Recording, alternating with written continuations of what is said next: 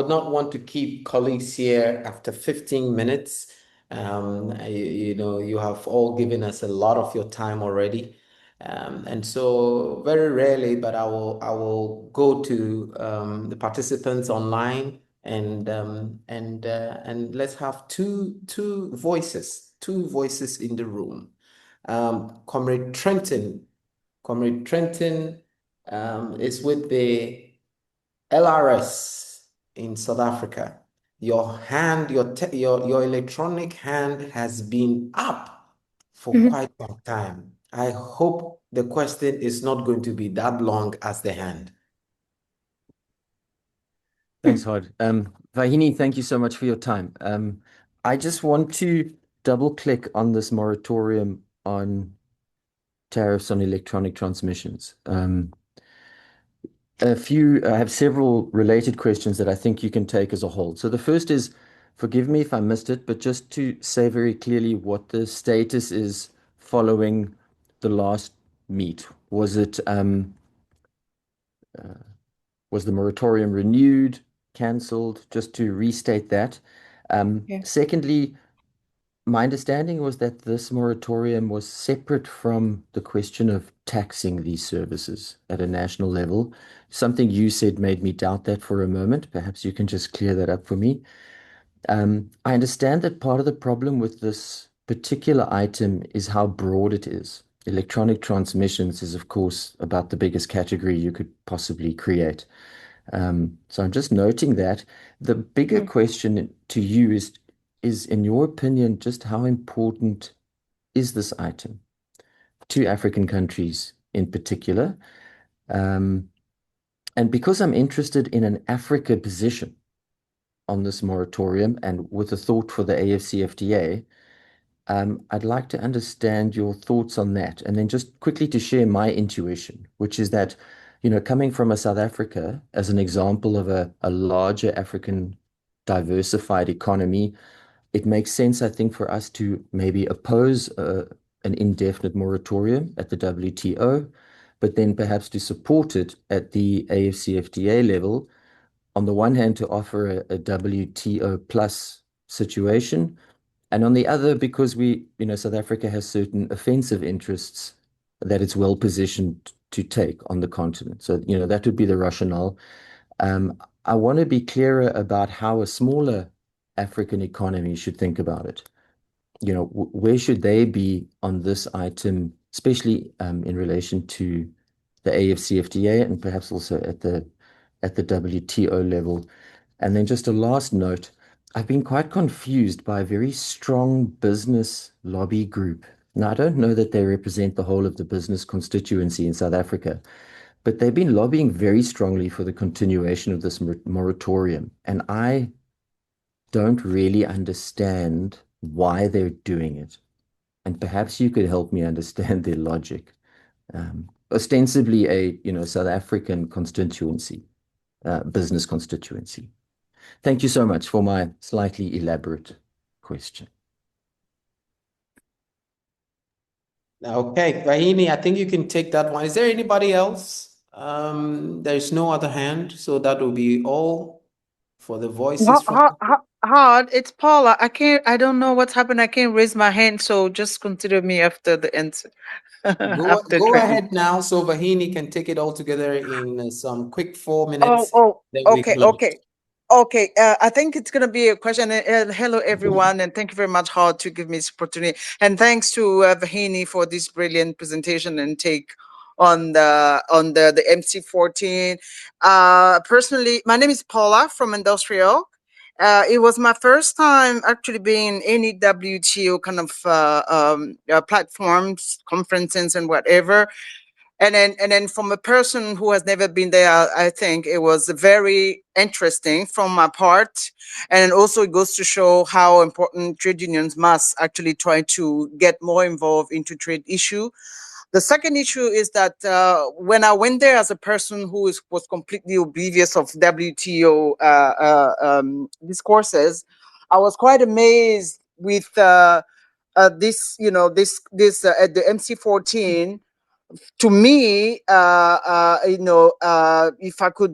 it's something that I could take away from this conference. I think it was a big failure, especially for the CSO and then the trade unions, because we really failed to have any sort of platform to kind of, not only put our demands and then also voice some of our concern when it comes to trade issue and a decent work agenda. So I just want to also have your views on this. When it comes to one of the failure of this MC14, the impact. I mean, on CSOs and trade union. The other very important thing is that critical mineral was off the table during the MC14. And then I like, in your very last comment, when you mentioned that, what we also actually have to discuss is the energy transition, some of the current war and its impact on trade and everything, and then the fact that some of this, even when in Yaoundé the war has started, and we're off the table, and when we know where critical mineral is for instance, for countries, Right. DRC, I mean the African continent, I just want your take on this very important issue. Why, at the end of the day, this very important area of work or issue was not on the table for discussion at the WTO. Thank you very much, Comrade Hod. Thanks. Heard loud and clear from it, Paul. And although we had closed for questioning, I still see a hand. Comrade Vimbai of ZCTU Zimbabwe. So you have the floor. And that will be the last short question. Thank you, Dr. Hawk, and I appreciate it also for the presentation. I do not want to waste too much time, but I think it was quite a comprehensive presentation. And as I listened, in our efforts to try and make trade agreements work for workers in our region, I then see that even the capacitation which we have done for the last 2 years has not reached any level that can enable the trade union negotiators or trade union leaders to engage with the processes. And listening to Paule, I'm wondering if not only from Vahini, but also from any of the persons here, if there is a way of capacitating which can actually enable a specific group of trade unionists to actually be engaged with trade issues and to keep them to keep their eyes on the ball and to follow up the issues so that the workers and the working poor are not left behind, which is an easy thing that can happen. Thanks. Thank you very much, Comrade Vimbai from ZCTU Zimbabwe. And before that was Paul's question and the contributions about the CSOs and the involvement in trade unions at the MC14, which is the regional secretary for Industrial All Africa region. Okay, and then you also had a question from Trenton, director at LRS. Summarize everything in, if you can, 5 minutes for us. I know it's tough. All right, over to you, Vahini. Okay, thank you so much. And if I don't have enough time, then I'm happy to move this bilaterally to provide any clarifications. So yes, so thank you, Trenton. So firstly, the moratorium on customs duties on e-transmissions has lapsed.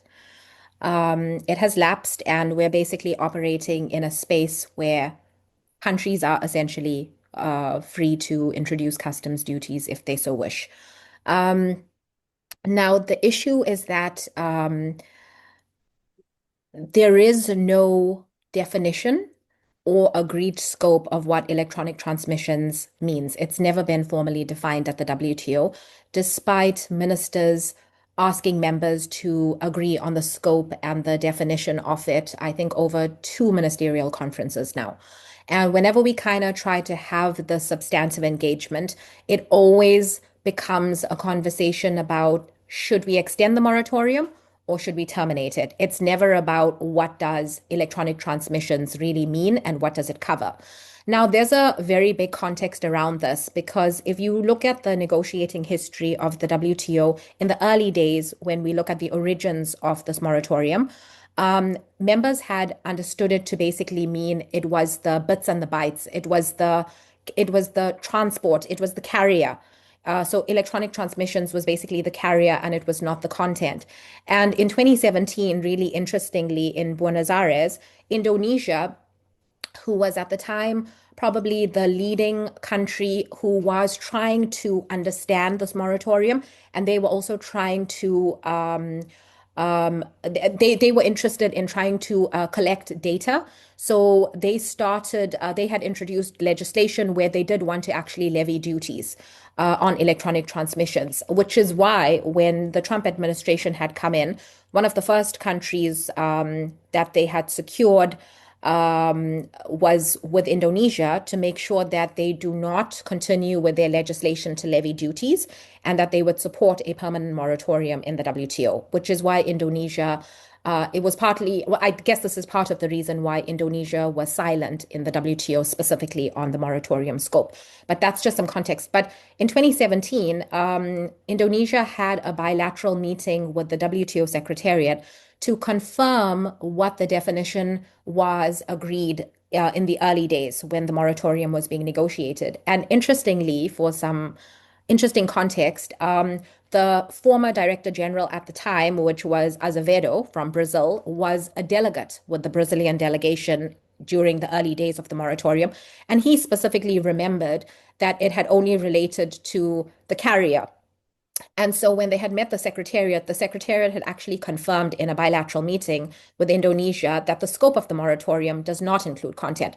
So Indonesia had actually put this language in a footnote, proposing that they would agree to the moratorium to continue in Buenos Aires for another 2 years, as long as we all agreed that it did not include content.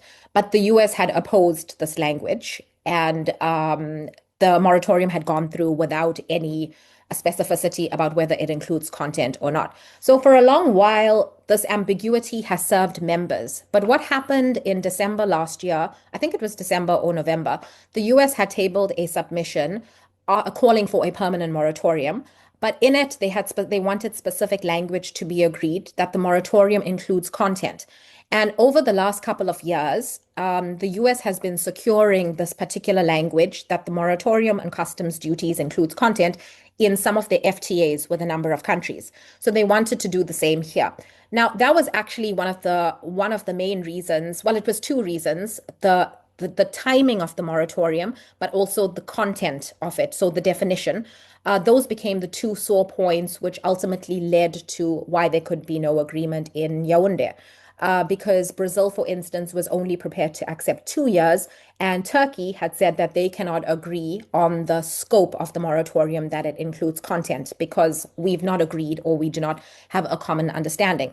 And if I had to take it a step further, I would also argue that the African group would also probably have a similar interpretation that the carrier is very different from the content, because if you look at the AfCFTA digital trade protocol, electronic transmissions is specifically defined. And if you go a little down, I think they also define what digital products means. So digital products is what refers to the content, and the actual transmission refers only to the bits and the bytes. So it's just really interesting. And so there has been no consensus. But just to give you a sense that a couple of years ago, there's been a number of studies, including by the OECD and the ECIPE, where there's it's basically like shifting goalposts or moving goalposts, where electronic transmissions has been so contested because you have like the EU, Australia, Japan arguing that it covers anything transmitted by telecommunications, including over the internet, from emails and software to digital music, blueprints, music, video games, which basically means that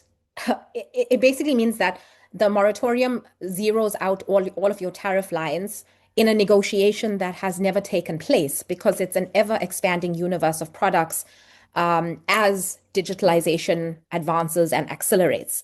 And India has also been quite a key player in this conversation in the WTO, where they say that since virtually all non-agricultural manufacturing products can be digitized, the moratorium is akin to reducing bound rates to zero on all manufactured products. So there's a lot of dangers around these kinds of interpretations that the moratorium extends to far more beyond what we had agreed in 1998, for instance. And the EU specifically has also said that they want services to be included. Or I'm not sure if it's the EU per se or the OECD who is advocating for a much more expansive definition, which would also bring services under the realm of electronic transmissions. Now, a question from kind of the question about South Africa and potentially why some of the big business or the SA firms might be supporting the moratorium. I mean, if I had to assume, I've seen one or two articles about the potential impacts it may have on MSMEs, or at least a presumption that if there is no moratorium, then it is going to incentivize countries to introduce customs duties. And so there's a fear that there is going to be some kind of a rise in operating costs.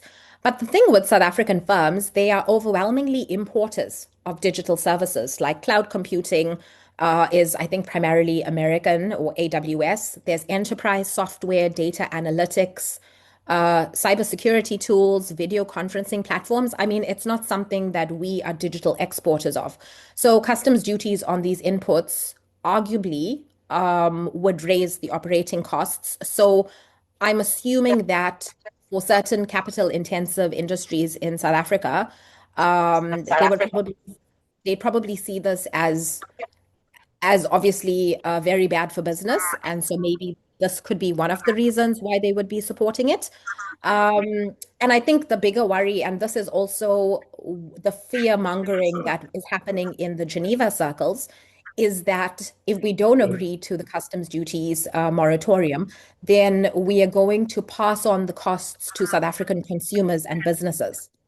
And so it's going to become more expensive for us as consumers of these products.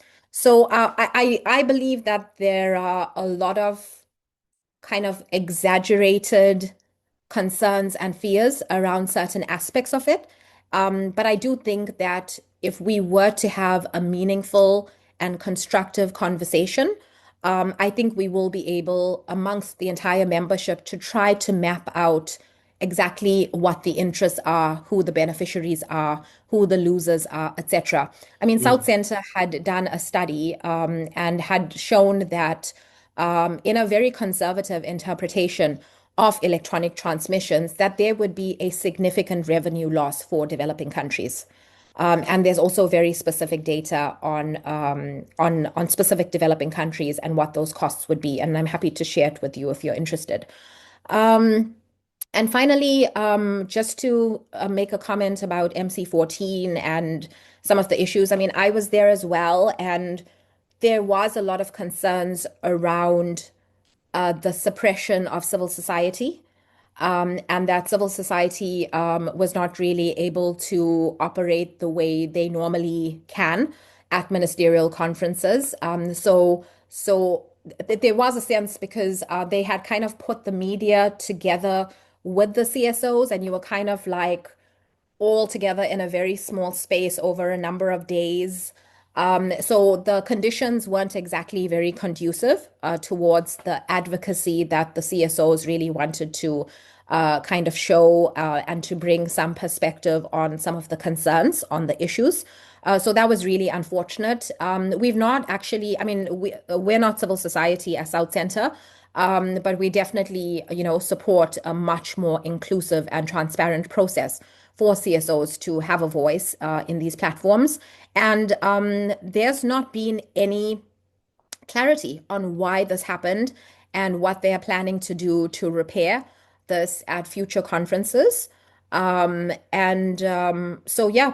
I think this will be really important as well for trade unions to kind of keep the pressure on ensuring that these conferences are inclusive. And maybe also just to say that the Director General was on record in the WTO saying that the ministerial conference will not be extended. It will end at 1 p.m. on Sunday, the 29th.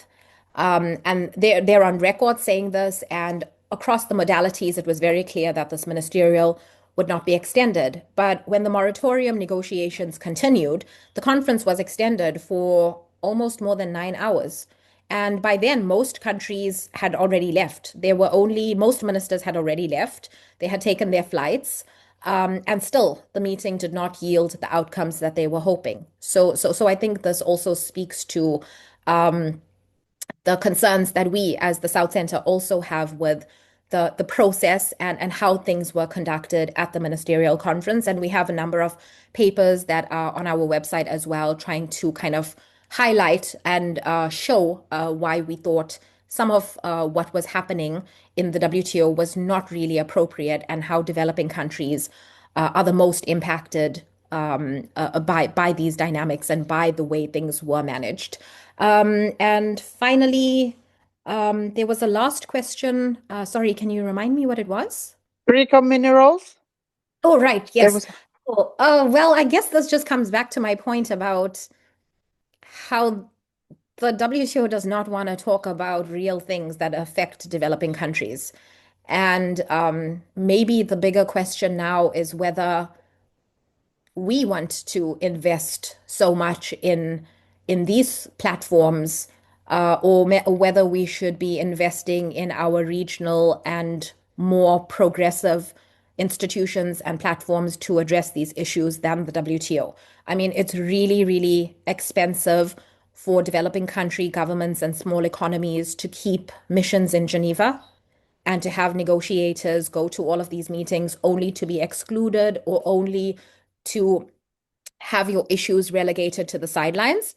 And so critical minerals, together with the entire sustainability agenda and the green transition agenda, were not taken to the WTO, despite its immense relevance and importance, which is why there was also the IISD hub, which had dealt with so many important issues on the sidelines of the conference, which was completely separate. It's like we were having two completely separate conversations between what the WTO should be doing and what it was doing.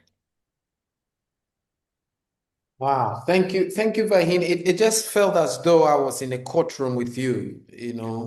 You've just been releasing the documents and the papers. By the way, there is a question from the platform asking for, is it a South Center study comparing the WTO the agreements?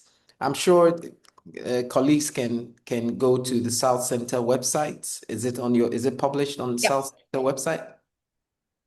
Yeah. Yes. So, colleagues can go there to South Center's website and get a lot of these documents. And I must say, there are a number of very interesting policy briefs there that you could also read and get a lot of insights, on. Well. We have come to the end of today's Trade Union Trade Talks, unfortunately. The 1 hour, 30 minutes plus has just come, in a whim.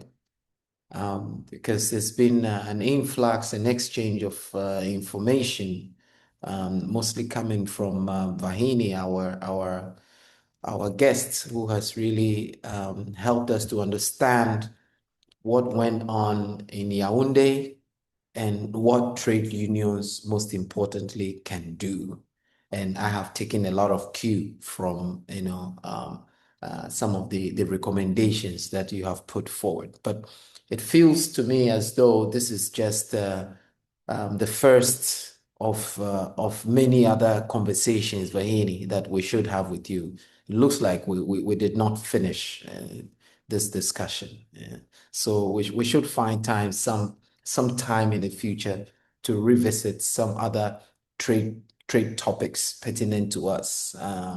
like the AFCFTA, for example, picking up digital trade and picking up the women and youth protocol, for example, and pitching it against our structure of transformation that we so yearn for the continent and for the youth that live on this continent. So thank you so much, Vahini, again for being with us and sharing all this knowledge with us. And we would not have come together if not for the support of our Geneva partners, Matthias, and the colleagues in the back who have always supported us to get the trade union trade talks TUTT. This is the 4th edition, and we hope to have many more lively conversations, to drive the economic transformation that Africa needs. So let me also thank the participants who have been glued to their sets and been listening and been exchanging on the platform. It has been really interesting having you all. Interpreters, thank you for helping us to understand each other, and that is very important so that there is no communication gap, at least on this platform. So from us here at ALREI, we want to thank you all once again, and have a good afternoon, have a good evening to you all. Thank you again. Bye-bye.